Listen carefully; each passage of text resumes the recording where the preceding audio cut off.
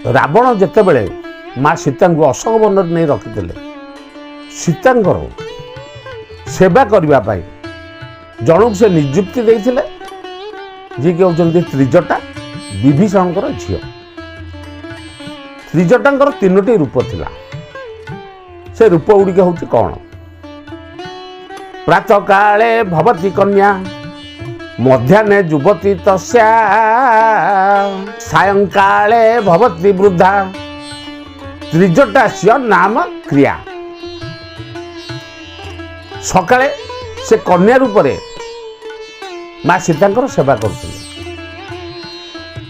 ଆଉ ମଧ୍ୟାହ୍ନ ହେଲେ ଯୁବତୀ ହେଇକି ମାଙ୍କର ମଧ୍ୟ ସେବା କରୁଥିଲେ, ଆଉ ଯେତେବେଳେ ସାୟଂକାଳ ସନ୍ଧ୍ୟାବେଳେ